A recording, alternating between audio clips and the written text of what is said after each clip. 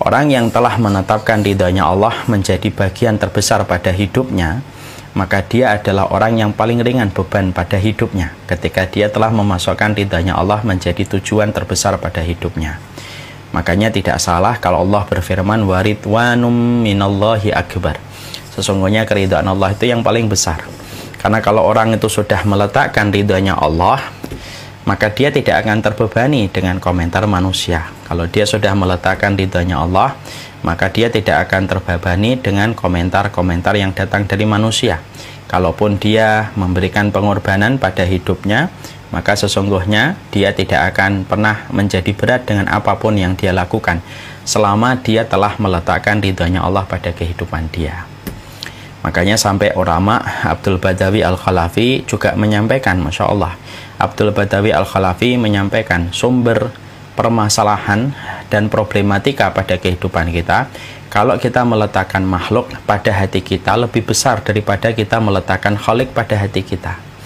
Coba kalau kita sudah meletakkan khalik kalau kita meletakkan makhluk pada hati kita, akhirnya pikiran kita selalu tidak akan pernah tenang.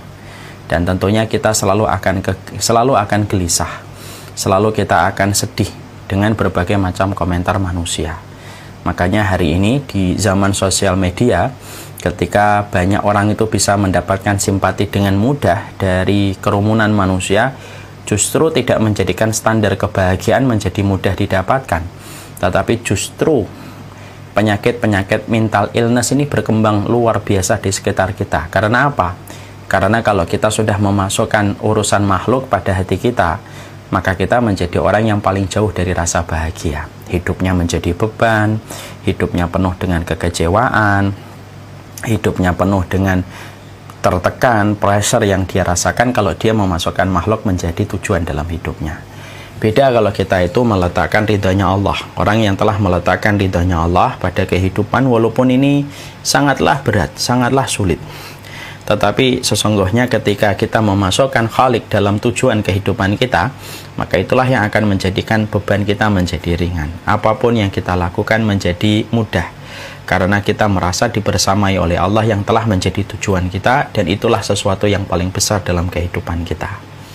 Masya Allah ya, inilah yang menjadikan kita memahami waridwanu minallahi akbar dalam surat At-Taubah. Sesungguhnya keridhaan Allah itu merupakan sesuatu yang paling besar. Makanya itulah yang tercermin dari doanya Rasulullah. Doa ini termasuk doa yang harusnya kita hadirkan. Doa ini dikatakan oleh Rasulullah dan sering sekali saya menyampaikan. Allahumma inni as'aluka hubbaka wa hubba man yuhibbuka wa hubba amalin yuqarribuni ila hubbika. Sebagaimana yang disampaikan oleh Rasulullah dalam setiap pintanya kepada Allah. Dan ini maknanya sangat indah. Sangat-sangat sayang kalau kita tidak menyebutkan doa ini dalam setiap ibadah kita. Allahumma inni as'aluka hubbaka wa hubba man yuhibbuka wa hubba amalin yuqarribuni ila hubbika. Ya Allah, aku memohon kepadamu cintamu, cinta orang yang mencintaimu, dan amalan yang paling kau cintai, yang memudahkan kami untuk meraih cintamu. Nah, itulah yang menjadikan kita senantiasa diberasa di dalam kebaikan. Semoga kita senantiasa tahu sumber permasalahan dalam hidup kita itu salah satunya kalau kita lupa dan lalai ketika kita terpedaya dan tidak menjadikan Allah itu tujuan terbesar dalam kehidupan kita. Makanya orang kalau mereka telah meletakkan ridhonya Allah pada jantung hatinya, mereka itulah sebenarnya wali-wali Allah yang terbaik. Mereka lah orang-orang yang terbaik dan pilihan dalam kehidupan dunia ketika mereka telah mendapatkan keridhaan dari Allah. Dan kita tentunya paham ya, sudah sering saya sampaikan, orang kalau sudah mendapatkan ridhanya Allah, bukan hanya bebannya ringan, dia tidak akan terbebani dengan komentar manusia, tidak peduli dengan apapun dari pencapaian-pencapaian urusan dunia kalau dia memang sudah menempatkan Allah menjadi khalik dan tujuan dalam hidupnya. Bukan hanya itu saja, tapi Allah juga akan memberikan kepadanya pertolongan-pertolongan dari kalangan malaikat yang memberikan kepadanya tasjid. Tasjid itu penguatan, motivasi, di mana penguatan dan motivasi itu tidak ada yang bisa menandingi, karena yang memberikan itu adalah para malaikat, para pesuruh-pesuruh Allah yang Allah turunkan kepada mereka yang dicintai oleh Allah. Makanya di dalam salah satu riwayat yang sahih, dalam riwayat Muslim, ada hadis yang membuat kita bisa tersenyum kalau kita sedang merenungkan. Ketika kita berharap kita bisa mendapatkan apa yang ada di dalam hadis ini. Hadisnya itu adalah innallaha idza ahabba 'abdan da'a Jibril faqala ya Jibrilu inni uhibbu fulanan fa'ahibbuhu fayuhibbuhu fayunadi fi ahli sama innallaha yuhibbu fulanan fa'ahibbuhu fayuhibbunahu wa yad'u lahul qabulu fil ardi. Makanya di dalam salah satu riwayat Rasulullah SAW dalam riwayat Muslim menyampaikan Allah itu kalau sudah ridho, ketika manusia itu selalu menempatkan ridhonya Allah pada jantung hatinya, pada pucuk-pucuk jiwanya, dia selalu menghadirkan Allah setiap waktunya. Kalau kecewa sama manusia, ingatnya Allah. Kalau kecewa sama keluarga, ingatnya Allah. Kalau kecewa sama karir, ingatnya Allah. Dan dia terus menempatkan Allah menjadi tujuan terbesar pada hidupnya, maka Allah pun jatuh cinta kepadanya. Apa yang Allah lakukan kalau Allah itu jatuh cinta? Maka kata Rasulullah, Allah itu kalau jatuh cinta tidak menyembunyikan nama, ya, nominator yang menjadikan Allah jatuh cinta, tapi Allah sampaikan namanya. Allah panggil malaikat Jibril, ya Jibril, dipanggil Jibril. Jibril mendekat kepada Allah, kemudian Allah berfirman, ya Jibrilu inni uhibbu fulanan, wahai Jibril, sesungguhnya aku telah jatuh cinta kepada fulan. Disebutkan namanya, disebutkan keluarganya, disebutkan alamatnya, disebutkan tempatnya dia di mana, disebutkan apa sih episode-episode yang menjadikan dia bisa dicintai sama Allah. Lalu Allah berfirman, inni uhibbu fulanan. Jibril, aku ini jatuh cinta sama dia. Aku jatuh cinta sama dia, kata Allah. Maka Jibril kemudian mendapatkan amaran, mendapatkan perintah, ya Jibrilu fahibbuhu, wahai Jibril, cintailah dia Jibril sebagaimana aku mencintainya.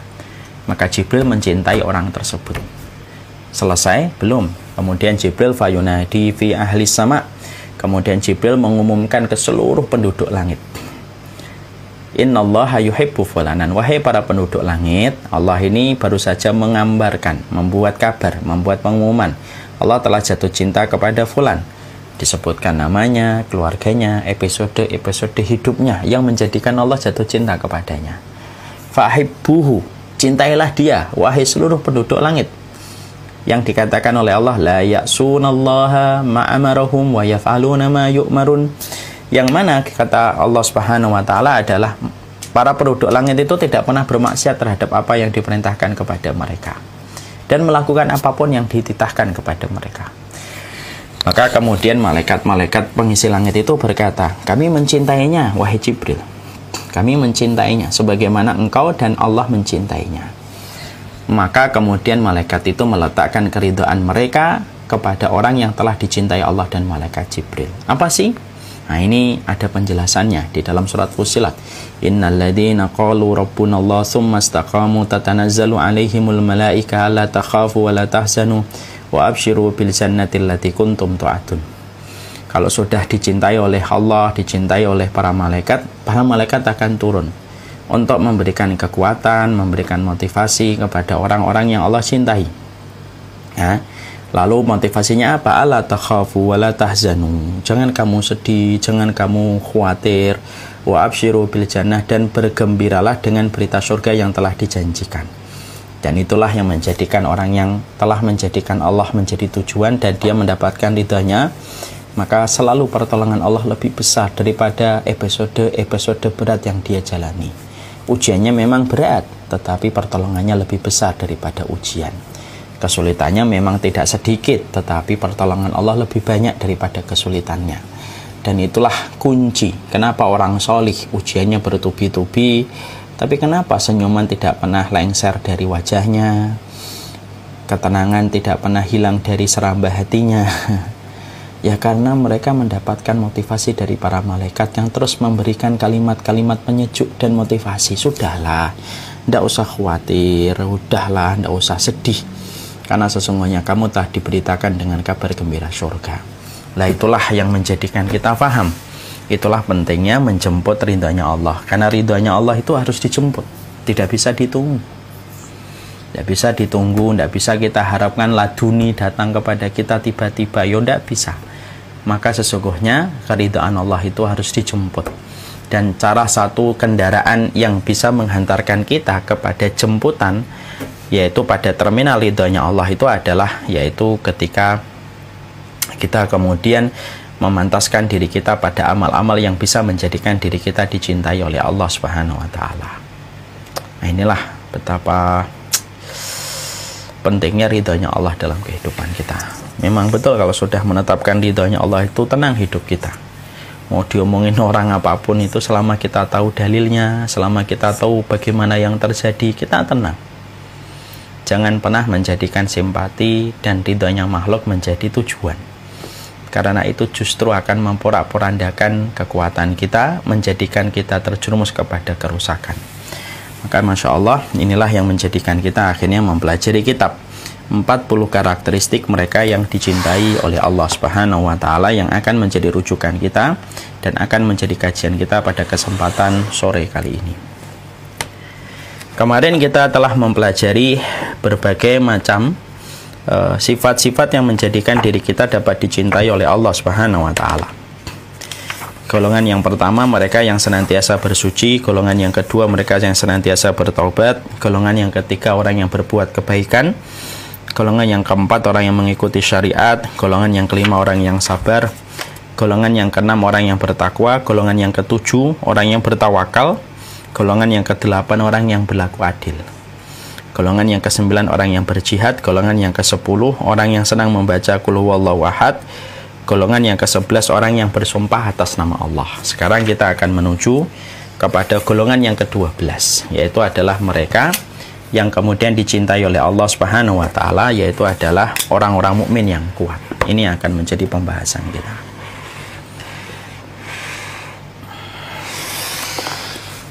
Maka ketika kita membaca ini, tentunya kemudian kita mempelajari terlebih dahulu referensinya. Kenapa menjadi mukmin atau mukminah yang kuat itu menjadi salah satu barometer Allah itu mencintai kita. Tentunya kesimpulan ini atau poin yang ke-12 ini harus kita pahami dalilnya. Supaya kita paham lalu memahami dalilnya sesuai dengan penjelasan dan penjabaran yang disampaikan oleh para ulama, supaya kita tidak sampai salah memahami setiap dalil yang sampai ke dalam kehidupan kita. Di dalam hadis yang sahih riwayat Muslim, riwayat Imam Ahmad, riwayat Ibnu Majah, kemudian diterangkan Rasulullah mengatakan dalam satu hadis yang diriwayatkan dari Abu Hurairah radhiyallahu anhu, qala Rasulullah sallallahu alaihi wasallam, al-mu'minul qawiyyu khairun wa ahabbu ilallah minal mu'minid dha'if wa fi kullin khairun ihris ala ma yanfa'uka wasta'in billah wala ta'jiz wa in asabaka syai'un fala taqul law anni fa'altu kada wa kada walakin qul qadarallahu wa ma syaa fa'al fa inna law taftahu amala syaitan. Rasulullah Shallallahu alaihi wasallam kemudian menyampaikan di dalam hadis yang diriwayatkan oleh Imam Muslim, sesungguhnya mukmin yang kuat itu lebih dicintai oleh Allah Subhanahu wa Ta'ala daripada mukmin yang lemah. Dan pada keduanya ada kebaikan, kata Rasulullah. Bersungguh-sungguhlah untuk mendapatkan apa yang bermanfaat bagimu dan mintalah pertolongan kepada Allah dalam segala urusan. Janganlah engkau merasa lemah apabila engkau tertimpa musibah, maka janganlah engkau mengatakan seandainya saya berbuat ini dan berbuat itu. Tentunya tidak akan begini dan tidak akan begitu, tetapi katakanlah ini sudah ditakdirkan oleh Allah. Allah berbuat apa saja yang Allah kehendaki, dan jangan mengatakan andaikan saja. Karena sesungguhnya ucapan itu akan menjadi pintu yang terbuka bagi setan untuk bekerja memporak-porandakan hati kita. Ini hadisnya. Maka kemudian disinilah kita akhirnya paham salah satu di antara referensi ketika kita ingin dicintai oleh Allah Subhanahu wa Ta'ala, yaitu adalah bagaimana kita menjadi seorang mukmin yang kuat dan mukminah yang kuat. Tentunya ada pada sebagian masyarakat yang memahami hadis ini letterlek, bahwasanya memahami ini tekstual, yang dimaksudkan bahwasanya orang yang dicintai oleh Allah yaitu adalah yang mereka badannya atletis, atau mereka seorang wanita yang mereka itu rajin berolahraga, bisa mungkin bisa kemudian melakukan banyak gerakan dan aktivitas. Lalu dikatakan inilah mukmin yang kuat yang lebih dicintai oleh Allah daripada mukmin yang lemah. Sebenarnya makna itu tidak 100% salah, tapi juga tidak 100% yang benar. Karena sesungguhnya di dalam syarah hadisnya memang tidak menjelaskan tentang perkara itu. Mari kita bedah. Apa sih artinya mukmin yang kuat itu ketika mereka lebih dicintai oleh Allah daripada mukmin yang lemah?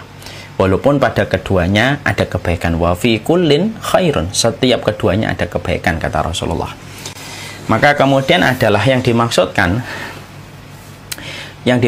adalah mukmin yang kuat di sini kita letakkan pada makna yang benar, yaitu adalah orang yang kuat secara hatinya untuk berbuat ketaatan. Maka inilah yang kemudian menjadikan seseorang itu dapat dicintai oleh Allah ketika dia memiliki hati yang kuat, bergegas di dalam melakukan kebaikan, bergegas di dalam melakukan ketaatan, daripada mukmin yang lemah, yang mereka melambat-lambatkan sebuah ketaatan, melambatkan sebuah kebaikan, tidak lahir kekuatan setiap dia beramal soleh dalam penghambaan dia kepada Allah. Maka ini sesungguhnya yang pertama lebih dicintai daripada yang kedua. Ini merupakan makna hadisnya.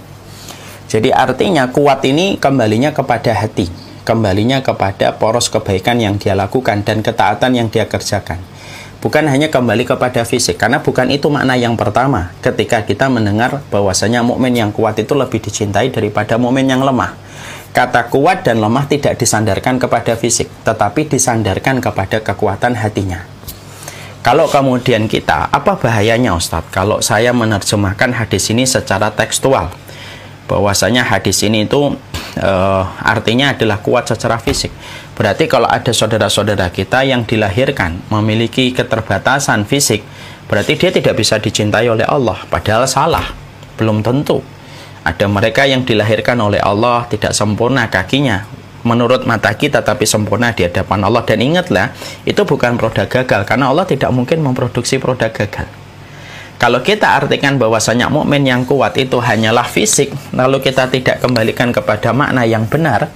Makna yang benar itu adalah makna kekuatan pada hatinya untuk melakukan ketaatan dan bergegas melakukan kebaikan.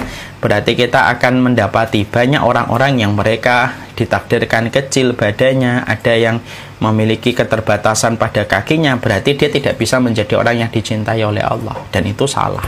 Bisa jadi mereka lebih dicintai oleh Allah, dan itulah yang dimaksudkan. Mukmin yang kuat adalah mukmin yang memiliki hati yang kuat di dalam beribadah, karena kekuatan itu di hadapan Allah tidak dilihat pada fisik, tetapi dilihat pada kondisi hatinya, terutama ketika dia dipanggil di dalam ketaatan dan ibadah. Makanya maaf ya, mari kita kemudian dapatkan dalam kehidupan kita. Bukankah kita sering menjumpai ya, kita sering mendapati gitu, ada orang yang kuat, makanannya bergizi, bahkan dia memiliki konsultan gizi yang terus mengontrol dan mengevaluasi ketika dia makan, lalu mengontrol bagaimana dia olahraga, mungkin dia ikut Muay Thai ketika dia melatih fisiknya.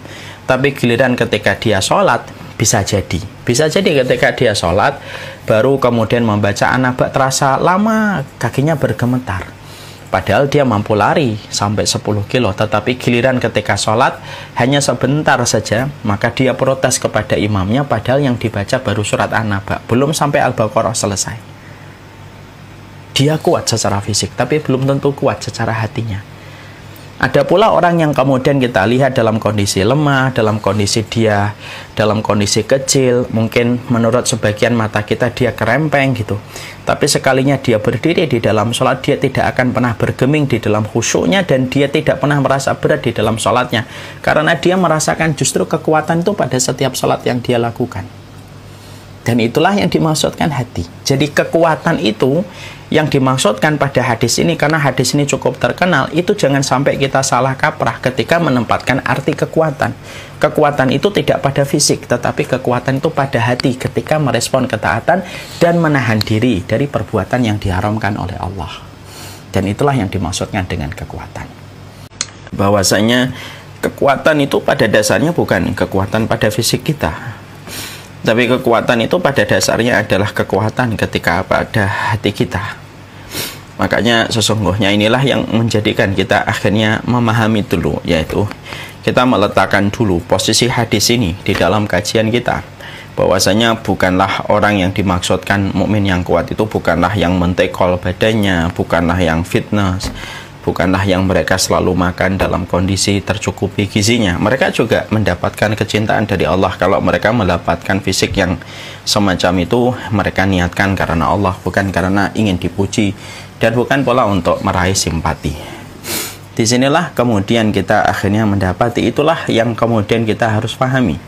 Jadi yang dimaksudkan oleh Allah Subhanahu wa taala di dalam hadis yang kita bahas pada kesempatan sore kali ini, al-mu'minul qawi khairum wa habbu ilallah minal mu'min al-dhaif. Sesungguhnya mukmin yang kuat itu adalah mukmin yang lebih dicintai oleh Allah daripada mukmin yang lemah. Makanya inilah yang menjadikan kita faham mukmin yang berada di shaf yang pertama tentunya berbeda dengan mukmin yang berada pada shaf yang kedua. Mukmin yang berada pada shaf yang kedua berbeda pada mukmin yang berada pada shaf yang ketiga. Sebagaimana ketika kita mendapati diri kita dipanggil oleh suaranya Allah di dalam adzan, orang yang sholatnya jam misalkan sholat asar sekarang mungkin 14.47 ya. Orang yang sholat asarnya langsung ketika 14.50 dia langsung sholat, itu tentunya berbeda dengan mereka yang sholatnya mungkin 15.30 ataupun 16. Karena apa? Karena sesungguhnya setiap kita mampu untuk bergegas di dalam ketaatan dan kita bergegas di dalam ketaatan, itulah yang dimaksudkan dengan kekuatan yang semakin menjadikan Allah itu cinta. Makanya salah besar, bukan salah lah, 100% tidak benar kalau ada orang yang mengatakan mukmin yang kuat itu fisik. Berarti beliau tadi yang kita lihat videonya dari Yaman berarti tidak layak mendapatkan hadis ini. Padahal dari sinilah kita belajar bagaimana beliau mencintai tempat rumahnya Allah, beliau bergegas mendatangi panggilan Allah walaupun dia tidak diberikan oleh Allah kekuatan fisik sebagaimana saya yang mampu berjalan, mampu berlari dengan begitu cepat, yang mana dia berjalan begitu kesulitan, bahkan hanya melepaskan sandalnya pun dalam kondisi yang sulit. Tapi ketika kita melihat barometer dia untuk mendatangi rumahnya Allah, bergegas untuk datang ke rumahnya Allah, lalu dia tidak pernah merasa berat ketika mendatangi rumahnya Allah karena tahu di situ ada rumahnya Allah, maka sesungguhnya itulah yang kemudian menjadikan kita paham, itulah yang dimaksudkan dengan mukmin yang kuat. Nah inilah yang kemudian menjadikan kita akhirnya berpikir gitu. Akhirnya kemudian kita meraba diri kita. Kita ini mukmin yang gimana? Makanya kemudian dengan kita meraba diri kita, mengevaluasi diri kita, dan kita ini balil insanu ala nafsihi basirah. Sesungguhnya di dalam salah satu ayatnya Allah di dalam surat Al-Qiyamah, manusia itu yang paling tahu tentang dirinya. Maka sesungguhnya kita ini yang paling tahu apakah kita itu mukmin yang kuat ataukah tidak. Makanya inilah yang menjadikan kita akhirnya memahami. Makanya ada sebuah ayat yang sangat relate sekali dengan kemudian hadis ini, yaitu adalah ketika kita membaca surat Fatir, surat yang ke-35, ayat yang ke-32. Summa awrasnal kitabal ladzina istafaina min ibadina faminhum dhalimun li nafsihi wa minhum muqtasid wa minhum sabiqun bil khairati biidznillah. Dzalika huwal fadlul kabir. Allah kemudian menyampaikan sesungguhnya kitab ini, kebenaran ini kami wariskan kepada orang-orang yang kami pilih di antara hamba-hamba kami. Lalu hamba-hamba kami ini terbagi menjadi 3. Kata Allah, faminhum dhalimun li nafsi.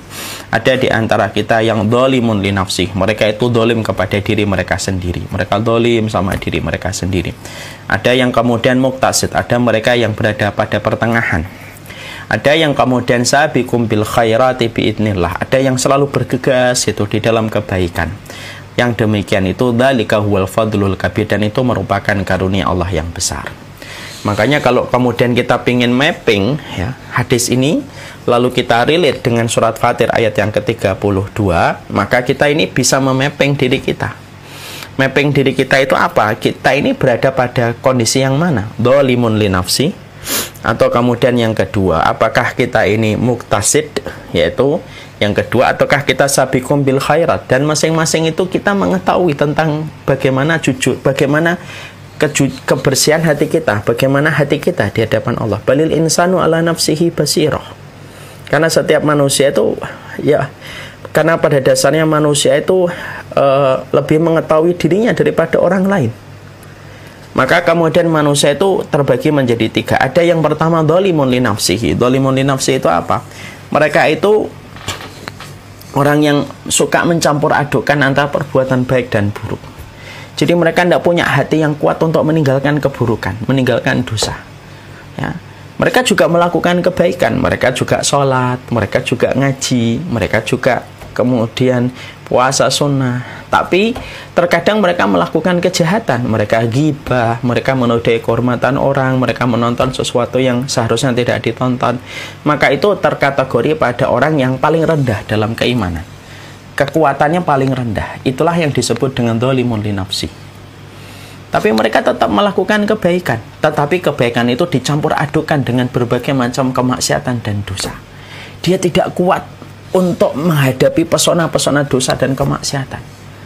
Bahkan ketika nasihat ditujukan kepadanya, dia merasa marah ketika nasihat itu ditujukan kepadanya. Dia tidak rela ketika nasihat itu diberikan kepadanya. Dia marah-marah ketika nasihat itu diberikan kepadanya, walaupun dia melakukan kebaikan. Ada nggak orang yang melakukan kebaikan, mungkin dia sholat, bahkan mungkin dia juga bahkan kemudian dia juga ngaji, bahkan kemudian dia juga menjadi pengurus di berbagai macam komunitas dan kajian gitu. Tapi ternyata masih melakukan dosa gitu. Ketika kemudian dia mencampur adukkan dosa dan kemaksiatan yang dilakukan, maka inilah yang disebut dengan dzalimun li nafsi, dan ini merupakan kader kekuatan iman yang paling rendah ketika dia mencampur adukkan ini.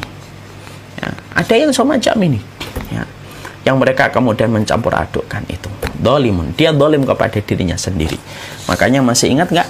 Kita ketika pernah menyampaikan dalam salah satu riwayat, kita pernah menyampaikan perkataan dari Hasan Al-Basri, zalim itu ada 3. Zalim yang tidak dimaafkan oleh Allah, yaitu adalah kesyirikan. Zalim yang tidak dibiarkan oleh Allah, yaitu adalah zalim ketika kita menzalimi orang lain. Ada zalim yang ketiga, zalimnya itu dimaafkan ketika kita menzalimi diri kita sendiri.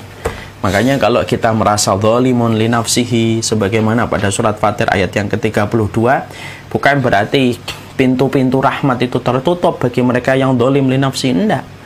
Mereka juga masih memiliki kadar iman. Makanya Rasulullah mengatakan, al-mu'minul qawiyyu khairun wa ahabbu ilallah minal mu'min ad-dhaif wa fi kullin khairun. Pada keduanya itu tetap ada kebaikan. Jadi mukmin yang lemah itu jangan merasa dia diintimidasi. Enggak, Rasulullah itu karena tidak mau bahwasanya mukmin yang lemah itu merasa diintimidasi dan merasa ditinggalkan, Rasulullah mengatakan wa fi kullin khairun. Dua-duanya ada kebaikan tentunya. Artinya walaupun kita masih zalim li nafsihi, walaupun kita masih mencampurkan adukan antara kebaikan dan keburukan, ya tetap ada kebaikannya, daripada kemudian kita sudah lebih parah daripada itu. Ya, bukan berarti kemudian cepat merasa puas. Jangan pernah merasa cepat puas dalam keimanan. Karena merasa cepat puas itu merupakan salah satu di antara strategi yang dijebak oleh setan pada kehidupan manusia. Ya, makanya kemudian dzalimun li nafsihi. Ini yang paling lemah. Walaupun ini tetap ada kebaikan sebagaimana perkataan Rasulullah, wa fi kulli khairin wa fi kullin khairun. Dalam mukmin yang kuat ada kebaikan, dalam mukmin yang lemah juga masih ada kebaikan juga. Jangan merasa diintimidasi.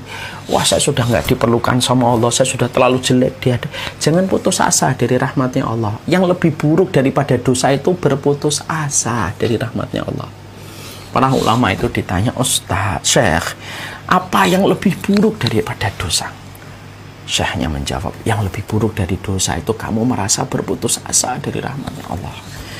Walaupun kita tahu kita ini banyak dosa, banyak kemaksiatan, banyak perkara-perkara yang melampaui batas yang kita lakukan dalam kehidupan, jangan pernah berputus asa dari rahmatnya Allah. Karena yang lebih buruk daripada kemaksiatan itu berputus asa dari rahmatnya Allah. Makanya Rasulullah SAW kemudian memberikan sebuah kabar penenang di hadis ini juga. Wa fi kullin khairun. Tetap kok, walaupun kamu lemah iman tetap ada kebaikannya. Sudah, stay di sini, tingkatkan pelan-pelan keimanan kamu untuk menuju kepada kebaikan. Itulah yang disebut dengan dzalimun li nafsihi. Ada yang kedua, al-muqtasidun, ya, yang kemudian Allah katakan wa minhum muqtasid. Yang kedua itu ada yang muqtasid. Muqtasid itu adalah orang-orang yang mereka itu di pertengahan. Ya. Mereka itu adalah orang yang mengerjakan yang wajib, mereka juga menahan dari yang haram. Tapi kemudian mereka tidak bergegas dalam perkara-perkara tambahan. Mereka tidak mencukupkan, mereka tidak menambahkan dengan yang sunnah. Mereka mengerjakan yang wajib, lalu meninggalkan yang haram. Sudah meninggalkan yang haram, banyak bertaubat, banyak beristighfar. Tapi dia di pertengahan. Kalau melakukan yang wajib, dia lakukan, dia kerjakan apa yang kemudian harus dilakukan dan dikerjakan gitu ya. Tetapi kemudian hanya sebatas itu muqtasid yang di tengah-tengah. Yaitu ketika mereka di tengah-tengah di dalam melakukan itu. Makanya orang-orang yang muqtasid ini sebenarnya lebih baik daripada yang dzalimun li nafsihi. Apa bedanya antara yang dzalimun li nafsihi sama muqtasid, Ustaz? Yo beda. Dzalimun li nafsihi masih mencampur adukkan. Habis sholat ya masih kemudian pegang tangan perempuan yang bukan halal untuknya, kemudian habis ngaji masih menikmati ghibah, itu dzalimun li nafsihi. Tapi kalau muqtasid, mereka sudah betul-betul melakukan kebaikan, lalu mereka sudah meninggalkan dosa-dosa. Dosa-dosa sudah mereka mulai tinggalkan, hatinya sudah sensitif terhadap dosa, hatinya sudah merasa bersalah dengan kemaksiatan, hatinya sudah merasa tidak enak ketika melakukan pelanggaran. Akhirnya mereka terus memperbaiki dirinya dengan berkomitmen meninggalkan dosa. Mereka betul-betul meninggalkan dosa. Mereka betul-betul jaga diri mereka dari perkara-perkara yang haram. Yang mereka tahu ini haram, ini nggak boleh, mereka tahan dirinya dari perkara itu. Tetapi ketika melakukan ketaatan, dia hanya mencukupkan yang wajib. Ini yang disebut dengan muqtasid. Muqtasid. Kemudian ada yang ketiga, yaitu adalah wa minhum sabiqum bil khairat. Ada yang tertinggi yang disebut dengan mukminul qawi. Apa itu? Yaitu adalah mereka yang senantiasa bergegas di dalam kebaikan, melakukan ketaatan, bukan hanya mencukupkan yang wajib, tetapi juga menambahnya dengan yang sunnah. Dan mereka bukan hanya meninggalkan yang haram, bahkan yang makruh-makruh pun mereka tinggalkan. Jadi mereka sudah tidak peduli apakah haram ataukah makruh. Selama itu haram, makruh, ada keburukannya, mereka berkomitmen untuk meninggalkan. Dan mereka menjaga diri dari perkara apapun yang bisa merusak akhiratnya, mereka menjaga diri. Bahkan sampai ketika bercanda, ngobrol, ketika dia sudah merasa ini sudah jatuh dalam perkara yang makruh, maka dia menahan dirinya. Dia tidak masuk kepada pusaran-pusaran itu ketika dia sudah menjadi sabiqum bil khairat. Hatinya bersih, jiwanya bening, tahu yang ditinggalkan bukan yang haram saja, tetapi juga meninggalkan perkara-perkara yang makruh. Maka kemudian dia tinggalkan dan dia bergegas di dalam kebaikan, dia bergegas di dalam perkara yang wajib, bergegas di dalam perkara yang sunnah, karena Allah itu mencintai mereka yang bergegas di dalam ketaatan. Ya kan? Makanya orang yang sedekah pada zaman Rasulullah, orang yang sedekah sebelum Fathu Mekah, pahalanya jauh lebih besar daripada yang sedekah setelah Fathu Mekah. Kenapa kok beda, Ustadz? Ya beda. Karena orang yang sedekah pada Fathu Mekah, sebelum Fathu Mekah, pembebasan kota Mekah, mereka bergegas, walaupun mereka dalam kondisi sulit dan serba kesusahan. Beda dengan orang yang infak setelah Fathu Mekah, itu kan sudah zamannya sudah gampang. Maka Masya Allah, itulah yang namanya bergegas. Makanya orang yang bergegas di dalam kebaikan harus ingat kepada salah satu di antara sabda Rasulullah SAW. Sabdanya Rasulullah SAW adalah, barang siapa orang yang senantiasa menyegerakan kebaikan, maka Allah akan segerakan kebaikan-kebaikan untuknya di akhirat sebagaimana dia menyegerakan kebaikan di dunia. Orang yang menyegerakan datang ke masjid, orang yang menyegerakan untuk selalu mampu bangun di tengah malam, selalu menyegerakan di dalam ketaatan, maka itulah orang-orang yang mereka pula akan disegerakan oleh Allah dalam kehidupan pengadilan Allah kelak pada waktu di Yaumul Mizan. Makanya orang yang senantiasa melambat-lambatkan kebaikan, ketika ngaji terlambat, mungkin ketika mendaftar sesuatu yang baik kemudian dia juga terlambat, mengakhir-akhirkan, mengulur-ngulur waktunya, maka itu merupakan salah satu di antara sebab Allah akan mengakhirkan kebaikan kepadanya dalam kehidupan kelak di akhirat, sebagaimana dia telah mengakhirkan kebaikan ketika dia di dunia. Nah ya, makanya inilah yang kemudian menjadikan kita akhirnya memahami hadisnya. Berarti hadis inilah yang kemudian menjadikan kita paham, al-mu'minul qawi khairun wa ahab minal mu'minid dha'if wa fi kullin khairun. Sesungguhnya hadis ini memberikan kepada kita sebuah makna yang benar. Sesungguhnya yang dimaksudkan kuat itu kuat hatinya, kuat di dalam merespon ketaatan, kuat di dalam menahan diri dari perkara yang haram, kuat di dalam menahan yang makruh. kuat di dalam melakukan yang wajib, dan tegar di dalam melaksanakan yang sunnah. Kalau ada orang sudah masuk pada definisi ini, maka sesungguhnya dia lebih dicintai oleh Allah daripada mukmin yang lemah. Walaupun mukmin yang lemah itu pun masih ada kebaikan, dan Allah tidak pernah meninggalkan mereka ketika mereka tidak pernah berputus asa dari rahmatnya Allah. Nah, inilah yang menjadikan kita senantiasa berusaha memahami betul semua hal-hal semacam ini pada kehidupan kita. Jadi setelah kita mendudukkan hadis tadi, riwayat Muslim, kita kemudian relate dengan hadis Ibnu Majah yang tadi kita bahas, kita mapping nih, kita petakan, kita ini masuk yang mana? Apakah kita dzalimun li nafsihi, apakah kita muqtasid, apakah kita sabiqun bil khairat? Dan orang yang menjadi sabiqun bil khairat ini apa? Mereka akan mendapatkan reward, dan mereka akan mendapatkan tambahan-tambahan pahala. Selain dari apa yang mereka lakukan, dari pahala yang mereka sudah dapatkan, mereka juga akan mendapatkan tambahan. Bukankah orang yang lari 40 km, orang yang maraton tuh 42 km, orang yang menyentuh garis finish pertama kan hadiahnya besar. Walaupun setiap orang yang mencapai, walaupun setiap orang yang mencapai finish, itu semuanya dapat penghargaan dan trofi. Misalkan yang ikut lomba lari maraton 100 orang. Semuanya yang ternyata sampai ke garis finish ternyata cuma 30 orang. 70 orang gugur. Mereka muntah di jalan, tidak mampu melanjutkan perjalanan. 30 orang ini dapat piagam. Piagam telah menyelesaikan lomba lari 42 km. Tapi tentunya yang datang pertama, yang menyentuh garis finish tentunya dapat hadiah besar, 100 juta. Yang menyentuh garis finish yang kedua, tentunya mendapatkan hadiah lebih kecil, 70 juta. Yang kemudian menyentuh garis finish yang ketiga, mungkin dia mendapatkan hadiah 50 juta.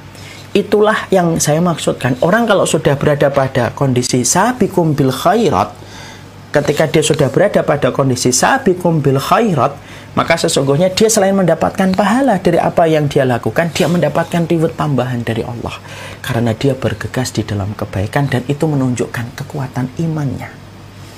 Makanya tadi, orang yang kita lihat, orang yang kemudian kita jumpai di dalam video yang tadi kita lihat, yaitu orang Yaman, ketika dia dalam kondisi kesulitan untuk berjalan, kok dia tetap datang ke masjid, pahala dia lebih besar daripada pahala kita yang normal. Kenapa? Kalau kita normal, wajar datang ke masjid. Walaupun itu pun juga masih banyak yang belum datang ke masjid. Tapi dia dalam kondisi yang semacam itu, kakinya dalam kondisi yang sulit. Bahkan ketika berjalan dalam kondisi kesulitan, bahkan melepaskan sepatunya dia harus bersandar sampai ke bawah untuk melepaskan sandalnya. Kok dia tetap mampu datang ke masjid? Maka itu merupakan tambahan reward yang Allah berikan kepadanya. Itulah maksud yang dikatakan oleh Allah, al-mu'minul qawi ahabbu khairun minal mu'min al-dhaif wa fi kullin khairun.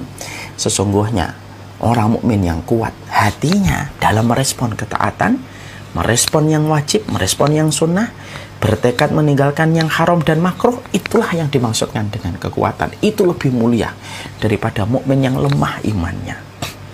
Ketika lemah iman itu kemudian menjadikan dia lambat merespon kebenaran. Kalau kebenaran datang, direspon dengan perasaan, dengan prasangka, dengan berbagai macam kerumitan-kerumitan yang dihadirkan, yang intinya mengulur-ngulur ke dia untuk melakukan ketaatan. Nah, itulah maksud yang benar. Inilah makna hadisnya. Bagaimana penjelasan-penjelasan di belakangnya? Bagaimana kemudian tentang ihris alama yanfa'uka wasta'in billah wa la ta'jiz wa in asabaka syai'un fala taqul law anni fa'altu kada wa kada. Nah, nanti akan kita bahas insyaallah. Part yang kedua, mukmin yang kuat lebih dicintai oleh Allah daripada mukmin yang lemah. Pembahasan 40 karakteristik mereka yang dicintai oleh Allah, part yang kedua bersama dengan Majelis Ta'lim Ciniru. Wassallallahu ala nabiyina Muhammad. Walhamdulillahirabbil alamin. Semoga Allah memberikan kebaikan, keberkahan dalam setiap urusan kehidupan kita. Semoga Allah senantiasa membimbing kita. Kalau ada di antara kita yang dzalimun li nafsihi, semoga kita naik kepada muqtasid. Kalau ada di antara kita yang muqtasid, moga-moga kita naik kepada golongan sabiqum bil khairat. Ayo kita tingkatkan grade persiapan kita menuju garis kematian. Siap tidak siap kita pasti mati. Dan yang beruntung adalah sabiqum bil khairat, dan orang-orang yang selalu menepati perjanjiannya dengan Allah Subhanahu wa taala. Barakallahu fikum, ini yang dapat kita sampaikan pada pertemuan hari ini. Semoga Allah memberikan keberkahan pada setiap urusan kehidupan kita. Saya serahkan kembali